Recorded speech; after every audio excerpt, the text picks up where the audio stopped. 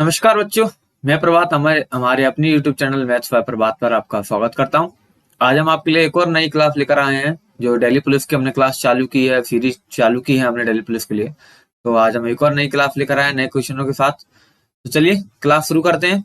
और पहला क्वेश्चन आपके स्क्रीन पे दिया हुआ है कि 11,000 रुपए लागत मूल्य का एक वस्तु की कीमत 15,400 रुपए अंकित किया गया है। इसे x% छूट देने के बाद 19% लाभ पर बेचा जाता है, तो x का मान ज्ञात करें। अब देखो 11,000 रुपए था। 11,000 रुपए मतलब क्या, उसकी क्या सीपी है। और 15,000 रुपए 15,400 क्या है, उसकी एमआरपी है। अब हमें पहले इसका सेलिंग प्राइस निकालना है। अब सेलिंग प्राइस आपसे क्या कहा है कि 19% लाभ पर बेचा जाता है। यानी अगर मैं 11,000 का 119% निकाल दूं, तुम्हारा एसपी आ जाएगा। तो तुम्हारा यहाँ पर कितना आएगा, 119,119,9031, यानी कितना होगा 13,090। जी आपको क्या आ जाएगा, एसपी आएगा 130,130,90। ठीक है। अब इन दोनों का डिफरेंस कितना है, ये देखो। तो दोनों का डिफरेंस कितना आएगा, यहाँ पे 0 आएगा, यहाँ पर 1 आएगा, यहाँ पर 3 आएगा, यहाँ पे 2 आएगा। यानी 2310 आपका इनका डिफरेंस आ गया। अब इतना डिफरेंस आया है, कब आया है वो हमें, इस पर हमें छूट देने के बाद आया। 15,400 पे छूट देने के बाद आया। तो यानी 15,400 का x% बराबर कितना होगा, 13,090। ठीक है, यही होगा। 0 से 0 कैंसिल, x बराबर, x नहीं, x% छूट देने के बाद है ना, तो x नहीं मानेंगे हम यहाँ पर। हम यहाँ पर मानेंगे a, मान लो a, मान लो a बराबर 13,090, यानी a बराबर कितना हो जाएगा तुम्हारा, 13,090 बटे 154। इसे 11 से काट लो। 11 से काटा हमने कितनी बार जाएगा, 11 एकम 11, और फिर कितना बचेगा आपका 20, फिर 11 एकम 11, कितना बचेगा आपका 9, 11 नब्बे, 11 नंबर 99। ठीक है, और नीचे बचेगा कितना आपका 14। 7 से काट दो तो कितनी बार जाएगा तुम्हारा जी, 7 एकम 7, 49, यानी 170। और नीचे कितना आएगा 2, 2 से भाग किया कितना जाएगा तुम्हारा यहाँ पर 85, यानी ए की वैल्यू कितनी आएगी, 85 आ गई। तो टोटल कितना था, 100% होगा। तो 100 में से 85 माइनस किया कितना आएगा आपका 15%, यानी ये एक्स की वैल्यू कितनी आएगी तुम्हारी 15%, यानी हमें 15% की छूट दी थी हमने। ठीक है ना। अगला क्वेश्चन देखते हैं। अगले क्वेश्चन में आपसे कहा गया है कि दो संख्याओं का लघुत्तम समावर्तक उनके गुणनफल के बराबर है। यदि दिया गया गुणनफल 35 है तो महत्तम समावर्तक क्या है। अब देखो क्या कहा आपसे कि दो संख्याओं का लघुत्तम समावर्तक यानी एलसीएम क्या है, उन दोनों नंबरों के मल्टीप्लाई का वो है, यानी ए इंटू बी। आपको ये दिया एलसीएम जो है ए इंटू बी है, और ए इंटू बी आपको कितना दिया है 35, ये आपको दिया। ठीक है। अब आपको फॉर्मूला पता होगा कि LCM into H C F equal to product of two number.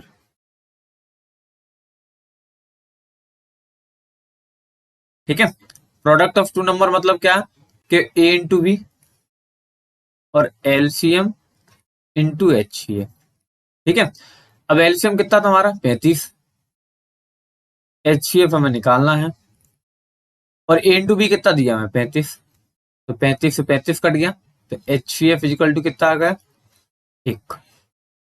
यहाँ पर कितना हो जाएगा हमारा 1 हो जाएगा। ठीक है। अगला क्वेश्चन देखते हैं। अगले क्वेश्चन में आपसे कहा गया है कि तीन व्यक्तियों की आय 5, 6, 15 के अनुपात में है। उनका खर्च 3, 4, 10 के अनुपात में है। यदि पहला व्यक्ति अपनी आय का 1/6 बचाता है तो तीनों व्यक्तियों की बचत का अनुपात ज्ञात कीजिए। अब देखो तीन व्यक्ति हमने मान लिए कि ए, बी और सी, ये इनकी इनकम है। ठीक है। और ये इनके क्या है, यहाँ पर क्या खर्चे, यानी ये इनका एक्सपेंडिचर, खर्चा। हमने मान लिया ये कर रहा है 5x, इसकी इनकम कितनी 5x, इसकी कितनी 6x और इसकी कितनी 15x, और ये खर्च कितना कर रहा है 3y 4y 10y। ठीक है। अब आपसे जी कहा गया है कि पहला व्यक्ति अपनी आय का 1/6, तो इसकी आय कितनी है 5x, 5x का 1/6, 1/6 बचाता है, तो 5x का 1/6 बचा लिया। अब बचा कैसे रहा है, जी तुम्हारी आय है, जी तुम्हारा खर्चा है, तो हमने आय में से खर्चा माइनस कर दिया, हो गया ना, दोनों बराबर, ये भी तुम्हारे बचत है, ये भी बचत है, 6 का क्रॉस मल्टीप्लाई कर दो, तो 5x is equal to 6×5 30x minus 36 18y, 18y इधर आएगा, तो 18y इजिकल टू 25x हो जाएगा, यानी x upon Y equal to हो जाएगा तुम्हारा 18/y, 18/25 हो जाएगा, 18/25। अब यहाँ पर x की वैल्यू रख दूं मैं, तो x की वैल्यू रखा 18×5 90 और 18×6 108 और 15 और 18 मल्टीप्लाई करके कितना आएगा तुम्हारा 270, 25 का क्या 25 दिया 75, 25 चौको 100 और 25 दाम 250। ठीक है। अब आपसे कहा तीनों की बचत का अनुपात निकालना, तो ये तुम्हारी इनकम, ये तुम्हारा एक्सपेंडिचर, दोनों का डिफरेंस तुम्हारा बचत होगा, तो इन दोनों का अंतर कितना आएगा 15, इनका कितना आएगा 8, इसका कितना आएगा 20, तो यानी ये इसका रेशियो आ गया तुम्हारा किनका बचत का, तो 15 8 20। ठीक है। अगला क्वेश्चन देखते हैं।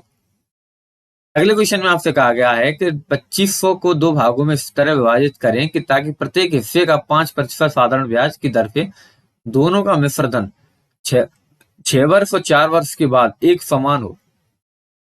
यानी आपको जो बताना है कि दोनों का मिश्र धन जो है वो 6 वर्ष और 4 वर्ष के बाद दोनों को बराबर होगा, मिश्र धन की बात करें। हमने मिश्र धन का मान लिया कि पहले वाले का हिस्सा x है और दूसरे वाले का हिस्सा y है। ठीक है। अगर मैं इसका अमाउंट निकालू, पहले तो इसका SI निकालू, तो SI क्या होगा x इंटू 5% इंटू 6 साल, और इसका कितना होगा कि y इंटू 5 इंटू 4 साल, ये तो तुम्हारा SI हो गया। अब हमें SI निकाल लिया, तो अमाउंट निकालिए, क्या करोगे प्रिंसिपल प्लस कर दोगे, दोनों बराबर है, ये आपसे कहा, दोनों बराबर कर दिए मैंने। ठीक है। 6×5 30 यानी x प्लस 30x/100 बराबर y प्लस 20y/100, 0 से 0 कैंसिल, 10 का एलसीएम ले लिया मैं, तो कितना हो जाएगा जो 13x/10, ये कितना हो जाएगा 12y/10, 10 से 10 कैंसिल, यानी x/y बराबर हो जाएगा तुम्हारा 12/13। ठीक है। कितना हो जाएगा 12/13। अब 12/13 दोनों मिला के कितने हैं 2500, यानी कितना हो जाएगा तुम्हारा 25 बराबर कितना हो जाएगा 2500, एक बराबर कितना हो जाएगा 100, एक बराबर 100, तो कितना हो जाएगा जी 1200, और ये कितना हो जाएगा 1300, दोनों का हिस्सा पूछा गया, तो दोनों के कितने हो जाएंगे 1200 एक 1300। ठीक है। अगला क्वेश्चन देखते हैं। अगले क्वेश्चन में आपसे कहा गया है कि दो संख्याओं का लासा 1920 है और माफा 16 है, यदि एक संख्या 128 है, दूसरी संख्या क्या है। जो अभी हमने फॉर्मूला लिखा था कि LCM into HCF equal to product of two number. ठीक है। एलसीएम कितना दिया मैं 1920, ये कितना दिया 16, एक हमें नंबर दिया कितना 128, दूसरा हमने ए मान लिया। ठीक है। अब 16 से हमने भाग किया, 16 से इसे भाग किया, कितनी बार जा रहा है 16 अट्ठे 16 अट्ठे 128, और ए बराबर तुम्हारा हो जाएगा 1920/8, 8 से भाग किया तो 8 दूनी 16, बचा कितना 3, 8 चौको 32, 240, यानी कितना आंसर आ जाएगा तुम्हारा 240 आंसर है। ठीक है। अगला देखते हैं। अगले क्वेश्चन में आपसे कहा गया है कि 5 वर्ष पहले एक पति और पत्नी की औसत आयु 25 वर्ष थी। पति पत्नी और इस दौरान जन्मे बच्चे की वर्तमान आयु का औसत 21 वर्ष है, तो बच्चे की वर्तमान आयु ज्ञात कीजिए। अच्छा अब देखो, पति पत्नी की पहले कितने वर्ष पहले कह रहे हैं, 5 वर्ष पहले, और आयु कितनी है, 25 है। तो अगर हम पहले उसी टाइम की अगर हम उनका सम निकालें पति और पत्नी की, यानी हस्बैंड और वाइफ, हस्बैंड प्लस वाइफ, कितनी हो जाएगी, 50 हो जाएगी। जी कब की बात कर रहे हैं, 5 वर्ष पहले की, 5 ईयर्स एगो। अगर हम प्रेजेंट की बात करें, प्रेजेंट की बात करेंगे तो 5 5 प्लस हम दोनों जोड़ देंगे तो कितना हो जाएगा तुम्हारा, 60 हो जाएगा। जी तुम्हारी क्या आ जाएगी, प्रेजेंट एज आ जाएगी। ठीक है जी। पहले क्या था, क्या कहा था आपसे, औसत कहा गया, औसत है ना, तो औसत के लिए हम करेंगे तो 25, कितने लोग हैं, 2 लोग हैं, तो 25 दूनी 50 हो जाएगा। ठीक है, 5 वर्ष पहले की बात कर रहे हैं, तो अगर हम वर्तमान की बात करें तो 5 5 साल दोनों की जोड़ेंगे तो कितनी हो जाएगी, 60 हो जाएगा, यानी दोनों का सम कितना आ जाएगा, 60। ठीक है, दोनों का सम कितना आ जाएगा, 60 आ जाएगा। अब 60 दोनों का सम आ गया, तो अब हम क्या करेंगे कि अब आपसे कहा कि पति पत्नी और इस दौरान जन्मे बच्चे की वर्तमान आयु 21 वर्ष है। अब यहाँ पर हैं कितने लोग, 3 लोग हैं ना, पति पत्नी और बच्चा, 3 लोगों का औसत कितना दिया, 21, तो सम कितना होगा, 3 का मल्टीप्लाई कर दो, 62 हो जाएगा ना, सॉरी 62 नहीं, कितना होगा, 3 है ना, 63 होगा। कितना हो जाएगा, 63। अब कह रहा है तुमसे कि बच्चे की वर्तमान आयु क्या, पति पत्नी और बच्चे की वर्तमान आयु का औसत 21 वर्ष है, यहाँ पे 3 है, तो कितना हो जाएगा, 63। तो बच्चे की वर्तमान आयु ज्ञात कीजिए। ठीक है ना, तो बच्चे की वर्तमान आयु क्या, कि दोनों का डिफरेंस कितना आ जाएगा, यहाँ पर हमारे कितना दिया, हस्बैंड वाइफ का कितना है, 60, 60 प्लस सी बराबर 63, सी बराबर कितना आ जाएगा, 63 माइनस 60 बराबर 360, कितना हो जाएगा, 360। ऑप्शन में नहीं है तो ऑप्शन तुम्हारे इसमें गलत है, एक ऑप्शन तुम इसमें मान लो 360, आंसर क्या हो जाएगा, 360। ठीक है ना, क्योंकि देखो पहले दिया था आपको 5 वर्ष पहले दोनों का औसत दिया था 25 वर्ष, तो 25 वर्ष का उनका सम कितना हो जाएगा, 50। अब जी कब की बात कर रहे हैं, 5 वर्ष पहले की बात कर रहे हैं, तो अगर हम 5 साल पहले मतलब आज की बात करेंगे तो 5 साल इसके भी बढ़ेंगे, 5 साल इसके भी बढ़ेंगे, तो 5 5 10 दोनों बढ़ेंगे, तो 10 दोनों जोड़ दिए, तो आज दोनों की उम्र कितनी सम हो जाएगा, 60 साल। अब अभी इन तीनों का सम कितना आ रहा है, 63 साल। ठीक है ना, तो 63 साल आ रहा है, तो हस्बैंड वाइफ का कितना है, 60 साल, तो बच्चे की कितनी उम्र होगी, 3 साल। ठीक है ना, वो ऑप्शन में कहीं मिसप्रिंट है, टाइपिंग मिस्टेक है जी। ठीक है, अगला देखते हैं। अगले क्वेश्चन में आपसे कहा गया है कि एक छात्र को एक संख्या में 16 जोड़ने तथा 10 घटाने को कहा गया, लेकिन गलती से उसने 16 घटा दिया और 10 जोड़ दिया, इस प्रकार उसका उत्तर 14 प्राप्त हुआ, तो सही उत्तर ज्ञात कीजिए। अच्छा मान लो हमने वो संख्या एक मान ली, एक्स है वो, अब उसमें उसने क्या किया कि 16 घटा दिया, 16 घटा दिया और 10 जोड़ दिया, 10 जोड़ दिया, आंसर कितना आया तुम्हारा, 14, यानी x माइनस 6 बराबर 14, तो x बराबर कितना हो जाएगा, 20, x बराबर 20 हो जाएगा। अब x बराबर 20 हो गया, अब ये नंबर हमारा आ गया, अब हमें करना क्या था कि पहले हमें क्या करना था, 16 जोड़ना है और 10 घटाना है, तो 20 में हम क्या करेंगे, 16 जोड़ेंगे और 10 घटाएंगे, तो 20 और 16 36, 36 में फिर 10 किया कितना बचेगा, 26, यानी आंसर हमारा कितना हो जाएगा, 26। ठीक है, अगला देखते हैं। अगले क्वेश्चन में आपसे कहा गया है कि क्रिकेट मैच के दौरान क्रिकेट टीम के 11 खिलाड़ी के द्वारा बनाए गए रन इस प्रकार हैं, 52 63 20 0 47 81 30 40 71 3 2, तीनों जीरो के औसत निकालना, औसत निकालना, इन सबको प्लस कर दो, तो सबको प्लस करो क्या हो जाएगा तुम्हारा, 52 plus 63 plus 20 plus 0 plus 47 plus 81 plus 30 plus 40 plus 71 plus 3 plus 0, और बटे में क्या आ जाएगा तुम्हारे, कितने लोग हैं, 11, तो 11 नीचे आएगा, दोनों को जोड़ लो, कितना आएगा, 6 3 9 6 3 2 5 5 7 12 1 13 13 1 14 14 3 17 17 की 7, यहाँ से लगी 1 5 1 6 6 12 12 2 14 14 4 18 18 8 26 26 3 29 29 4 33 33 और 7 40,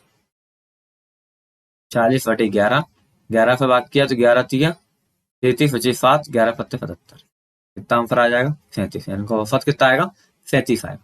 ठीक है, अगला देखते हैं। अगले क्वेश्चन में आपसे कहा गया है कि 11 संख्याओं का औसत 50 है। यदि पहली 6 संख्याओं का औसत 49 है और अंतिम 6 संख्याओं का औसत 52 है, तो छठवीं संख्या निकालें। तो अच्छा देखो, 11 संख्याओं का औसत कितना दिया? 50। इनका सम कितना होगा? 550। सम हो जाएगा 550। अब 6 संख्याओं का औसत कितना दिया? 49। तो सम कितना होगा? तो सम निकालने के लिए क्या करोगे? मल्टीप्लाई। कितना आ जाएगा? 6 9 54 की 4, आपले की 5, 6 चौको 24 और 5 29। ठीक है। और 6 संख्याओं का 52 दिया है, तो इनका कितना हुआ? 6 दूनी 12 और 6 पंचे 30 और 1 31। दोनों का सम कितना आएगा? 3 6 10 6, यानी 606। अब 606 में कितनी संख्या होंगी? एक जी 6 संख्या और 6 संख्या जी, तो 12 संख्या हो जाएंगी टोटल। ये वाली 6 संख्या 12 संख्या हो जाएंगी। और है संख्या कितनी? छठवीं। सॉरी, है संख्या कितनी? 11।